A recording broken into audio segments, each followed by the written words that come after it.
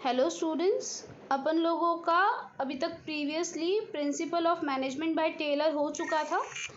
अब अपन लोगों को क्या करना है, अब अपन को techniques of scientific management by Taylor पढ़ना है। फर्स्ट टेक्निक का नाम है फंक्शनल फोरमैनशिप। फर्स्ट टेक्निक में बोला है फंक्शनल फोरमैनशिप। फंक्शनल फोरमैनशिप, ये फोरमैन क्या होता था याद है? अपन लोगों ने 3 लेवल पढ़े थे, एक था टॉप, एक था मिडिल, एक था बॉटम, राइट। अब बॉटम का जो हाईएस्ट पर्सन होता है ना, वो फोरमैन होता है। फोरमैन वो बंदा है जो आपके वर्कर्स के साथ डेली बेसिस पे इंटरेक्ट करता है। तो एक फोरमैन बहुत स्ट्रॉन्ग पर्सन होना चाहिए, जिसके अंदर बहुत सारी क्वालिटीज़ होनी चाहिए। तो टेलर क्या बोलते हैं ना कि एक पर्सन के अंदर इतनी सारी क्वालिटी होना थोड़ा सा डिफिकल्ट है। तो वो क्या किए, उन्होंने फोरमैन के फंक्शन को 2 पार्ट में डिवाइड कर दिए, और वो 2 पार्ट के अंदर भी 4 अलग अलग मैनेजर्स बना दिए। ठीक है, तो अपन लोग एक बार रीड कर लेते हैं क्या है। The foreman represent the managerial figure with whom the workers are in face to face contact on daily basis। Foreman वो बंदा है जिसके साथ वर्कर डेली बेसिस पे कांटेक्ट करते हैं। फोरमैन ही वो बंदा है जो वर्कर से काम निकलवाता है, राइट। आगे, he is pivot under whom revolve entire production planning, implementation, control। Taylor identified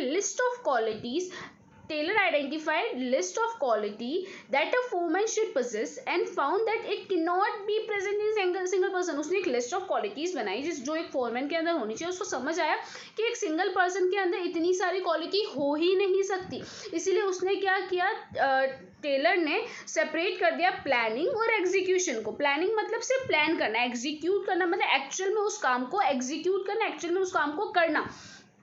planning के अंदर उसने 4 मैनेजर्स बनाए। एक था रूट क्लर्क, एक था इंस्ट्रक्शन कॉस्ट कार्ड क्लर्क, एक था टाइम एंड कॉस्ट क्लर्क, एक था शॉप डिसिप्लिनरी क्लर्क। उसके बाद प्रोडक्शन में उसने गैंग बॉस बनाया, स्पीड बॉस बनाया, रिपेयर बॉस बनाया और इंस्पेक्टर बनाया। अब एक बार समझते हैं ये कौन कौन थे और क्या थे। Route clerk specify the exact sequence and route of production. Route clerk ही बताता है आपको किस सीक्वेंस में प्रोडक्शन करना है।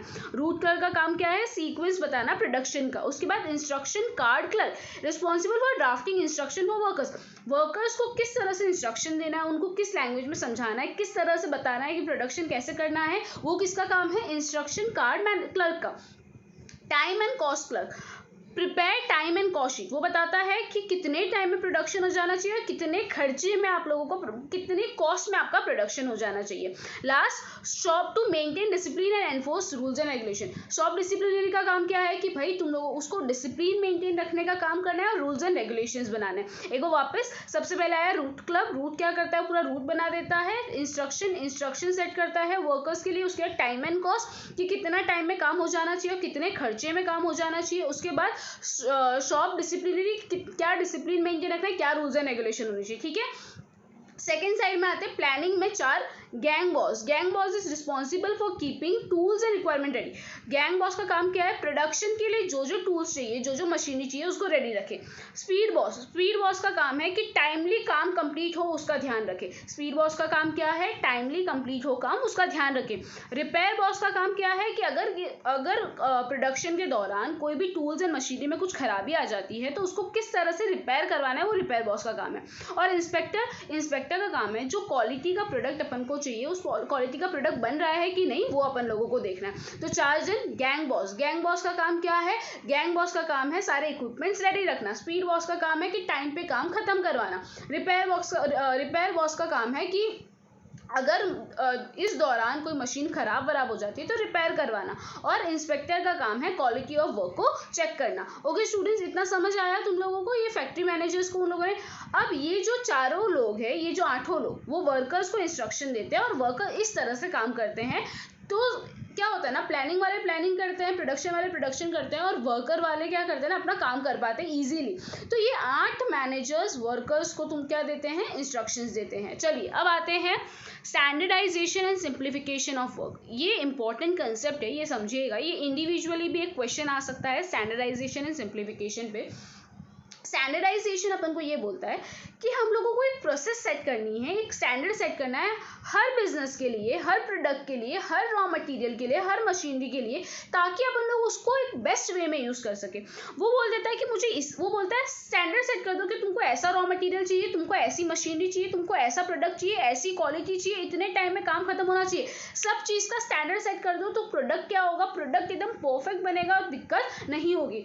बात ये आती है ये स्टैंडर्ड सेट कैसे किए जाते हैं। ये स्टैंडर्ड्स ना बहुत सारे तरीके से, बहुत सारी मेथड्स यूज करके सेट किए जाते हैं। Time study, motion study, fatigue study, ये सब अपन आगे पढ़ेंगे, टेक्निक्स ही है ये भी। तो ये सारों को कंसिडर करके स्टैंडर्ड सेट किए जाते हैं।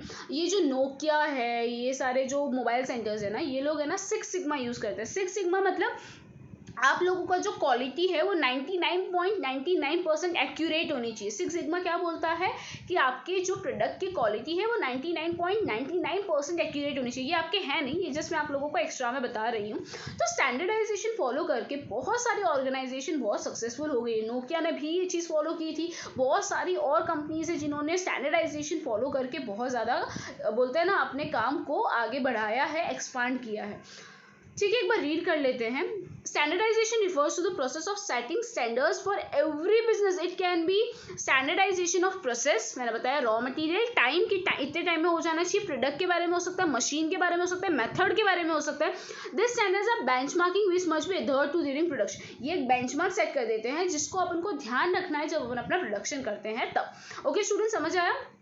अब the objective of standardisation, objective क्या है कि उसको क्या करना है ना, इतनी सारी जो बाइफर्केशन होता है ना प्रोडक्ट्स के बारे में, ये इस टाइप का प्रोडक्ट, उसको एक सिंगल प्रोडक्ट लाइन बनानी है कि इस टाइप का ही प्रोडक्ट हम बनाने वाले हैं। स्टैंडर्डाइजेशन क्या बताता है, एक स्टैंडर्ड प्रोडक्ट बना देता है ताकि डिफरेंट कैटेगरीज एलिमिनेट हो जाए। उसके बाद ये क्या बोलता है, इंटरचेंज एबिलिटी सेटअप करता है। मतलब कि अगर एक डिपार्टमेंट है, उसने कोई प्रोडक्ट बना दिया, तो वो प्रोडक्ट को जब वो दूसरे डिपार्टमेंट को देगा तो वो किस तरह का हो ताकि दूसरे डिपार्टमेंट को वो इजीली उसके ऊपर और काम कर सके। ठीक है, वापस वो इंटरचेंज एबिलिटी एस्टैब्लिश करता है। स्टैंडर्डाइजेशन क्या करता है, इंटरचेंज एबिलिटी एस्टैब्लिश करता है। Third, to establish standard of excellence in quality in material.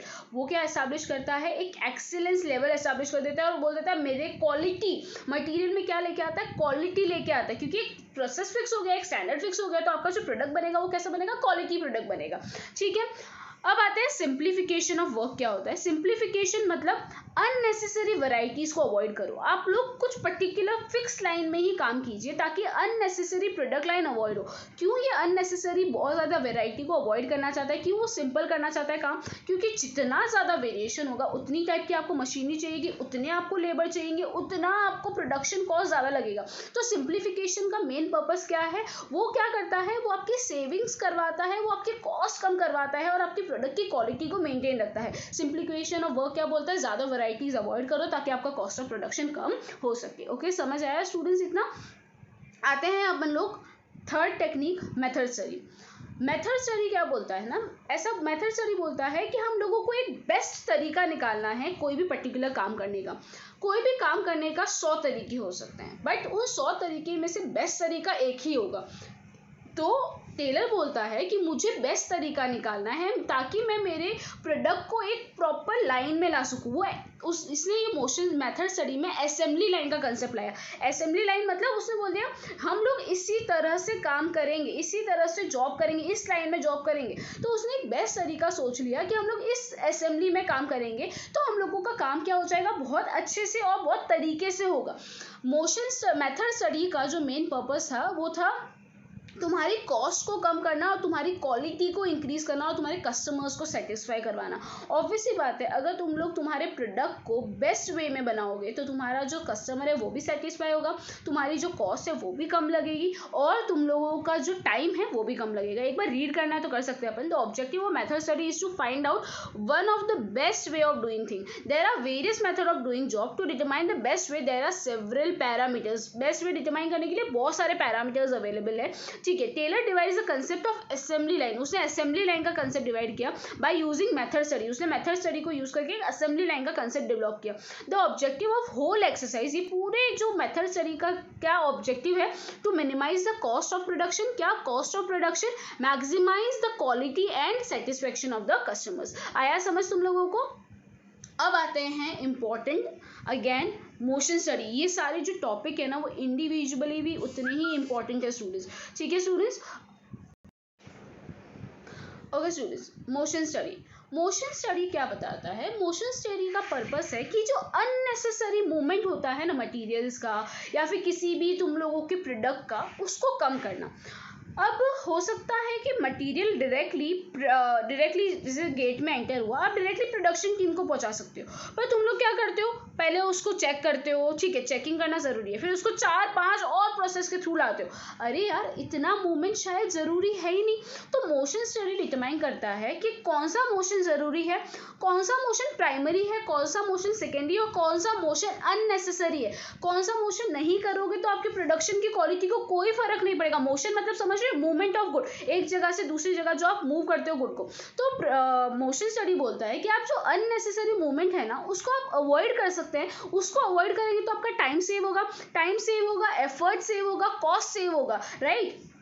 ठीक है, मोशन स्टडी एक बार अपन पढ़ लेते हैं। मोशन स्टडी का क्या पर्पस है? डिटरमाइन करना कौन सा मोशन जरूरी है, कौन सा मोशन सेकेंडरी है और कौन सा मोशन बिल्कुल भी इंपॉर्टेंट नहीं है। मोशन को अवॉइड करके मतलब अननेसेसरी मूवमेंट को अवॉइड करके अपन अपनी कॉस्ट, टाइम और क्वालिटी सब इंप्रूव कर सकते हैं। ओके स्टूडेंट्स, चलिए एक बार रीड कर लेते हैं। ठीक है, motion study refers to the study of movement like lifting, putting object, sitting, changing position which are undertaken while doing a typical job. एक जॉब करते टाइम आप लोग बहुत सारे प्रोडक्ट को इधर से उधर मूव करेंगे, आप बहुत सारा काम करेंगे, ठीक है। Unnecessary movement are sought to be eliminated so that it can take time, less time to complete the job effectively. क्या बोल रहे हैं? अननेसेसरी मूवमेंट्स जो होता है ना उसको आप अवॉइड कर सकते हैं, तो ताकि आप लोगों को जो टाइम लग रहा है ना वो थोड़ा कम लगे, ठीक है।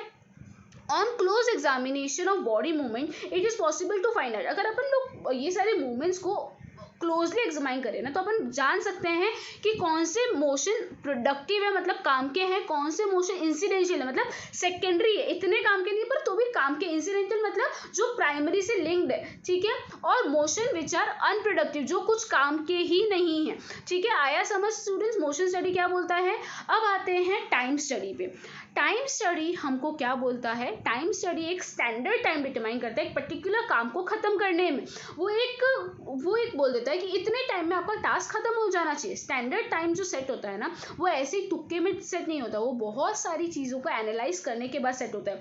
हर काम का स्टैंडर्ड टाइम अलग अलग होगा, हर काम की कितनी वॉल्यूम है मतलब आपको कितना बड़ा काम करना है उस हिसाब से टाइम भी उतना ज़्यादा दिया जाएगा, कम काम करना है तो टाइम भी उतना कम दिया जाएगा। ओके स्टूडेंट्स, तो एक बार वापस रीड कर लेते हैं। Time study it determines the standard time taken to perform a well defined job. Time measuring device are use for each element of task. Time measuring device use किया जाता है ताकि अपन हर टास्क को मेजर कर सके, ठीक है।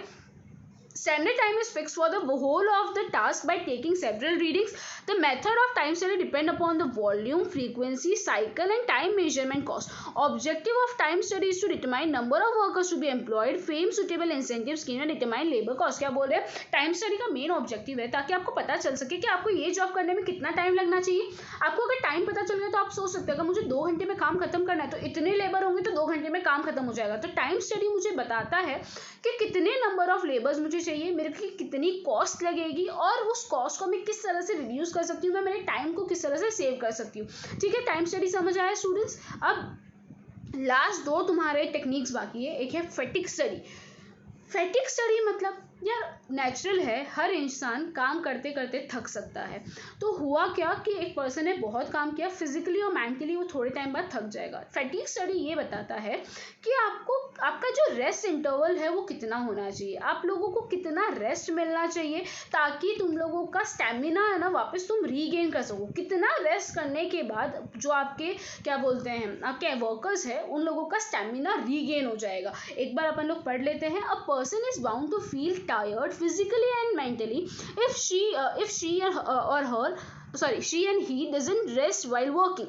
The rest intervals will help one of the regain stamina and work again with the same capacity. This will result in increased productivity. अगर उनको रेस्ट दिया जाएगा तो उनकी एफिशिएंसी बढ़ेगी, एफिशिएंसी बढ़ेगी तो वापस वो लोग इंक्रीज वे में अपना काम कर पाएंगे, इंक्रीज एफिशिएंसी के साथ अपना काम कर पाएंगे, ठीक है। Fatigue studies seek to determine the amount of frequency of rest intervals in completing task. एक टास्क कंप्लीट करने के बीच में कितना रेस्ट लेना चाहिए वो आपको कौन बताता है, फैटिग स्टडी बताता है। ओके स्टूडेंट्स, इतना समझ आया अपन लोगों ने अभी तक जो भी टेक्निक्स की। अब लास्ट टेक्निक है, इंपॉर्टेंट टेक्निक है, समझिएगा, differential piece wage system. Taylor क्या बोलते थे, टेलर बोलते थे हर ऑर्गेनाइजेशन में एफिशिएंट लोग होते हैं, इनएफिशिएंट लोग होते हैं। अगर आप लोग दोनों को सेम वेजेस पे कर रहे हो तो एफिशिएंट वाला मोटिवेट ही नहीं होगा और इनएफिशिएंट वाले को ऐसा लगेगा मैं कितना भी काम करूं मुझे तो उतना ही मिल रहा है जितना एफिशिएंट को मिल रहा है। तो टेलर ने क्या बोला, टेलर ने बोला कि मैं एक स्टैंडर्ड सेट कर रहा हूँ कि हर किसी को इतना काम करना ही है। अगर किसी ने इतना काम, उससे ज़्यादा काम किया तो मैं उसको ज़्यादा वेज दूंगा और इससे कम काम किया तो मैं उसको कम वेज दूंगा। जैसे कि उसने बोला कि दिन में मेरे को 10 यूनिट बनानी है, हर वर्कर को कितनी यूनिट बनानी है, 10 यूनिट बनानी है। अगर किसी वर्कर ने 9 यूनिट बनाई तो उसको सिर्फ 40 रुपये देगा, एक यूनिट का कितना रुपये देगा, 40, मतलब उसको कितना मिला, 360।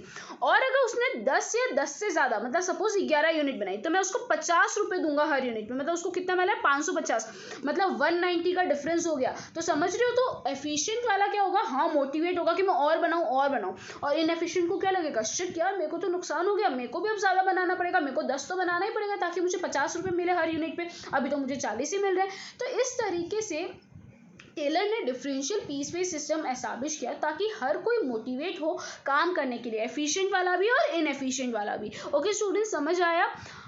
एक बार देख लो, रीड कर लो, मैंने वैसे तो समझा दिया है। Taylor wanted to differentiate between efficient and inefficient worker. The standard time and other parameters should be determined on the basis of the work study. He wanted to reward efficient workers, so he introduced different rate of wage payment for those who perform above standard and for those who perform below standard. Standard output per worker 10 unit, जो मैंने तुमको अब example समझाया, 10 unit बनानी है, 9 बनाओगे तो 40, 11 बनाओगे, 10 या 11 बनाओगे तो 50 रुपये मिलेंगे। ओके स्टूडेंट्स, तुम लोगों को समझ आ गया होगा अभी तक, ठीक है। अपनी टेक्निक्स तुम लोगों को समझ आ गई। फर्स्ट है फंक्शनल फोरमैनशिप, जिसमें इन लोगों ने बहुत सारे अलग अलग मैनेजर्स को काम डिवाइड कर दिया ताकि और अच्छे से काम हो जाए। स्टैंडर्डाइजेशन ला लिया प्रोडक्ट के अंदर कि इसी तरह से काम करना है। सिंप्लीफिकेशन, वेराइटीज अवॉइड की। मेथड स्टडी में क्या था, मेथड स्टडी में अपन लोगों ने एक ना बेस्ट तरीका ढूंढ लिया था कि काम कैसे करना है। Motion study, unnecessary movements of material को अवॉइड करना है। टाइम स्टडी कि कितने टाइम में काम कंप्लीट हो जाना चाहिए। फटीग स्टडी कि इतना आराम देना चाहिए वर्कर को। और differential price wage piece wage system में कि एफिशिएंट को कितना पेमेंट मिलेगा और इनएफिशिएंट को कितना पेमेंट मिलेगा। ओके स्टूडेंट्स, ये अपना पार्ट यहाँ पे खत्म हुआ। अब नेक्स्ट में अपन लोगों को हेनरी फयोल रिलेटेड सारे प्रिंसिपल्स करने हैं। अभी तक में अगर आपको कुछ डाउट्स हो तो मुझे बता दीजिएगा, मुझे व्हाट्सएप कर दीजिएगा या कॉल कर लीजिएगा, जैसे भी आपको फाइल। स्टूडेंट साथ साथ में वीडियोस देखते रहिए, ज़्यादा डिले मत करिए, आगे जाके आपको ही दिक्कत होगी कवर अप करने में। Okay student.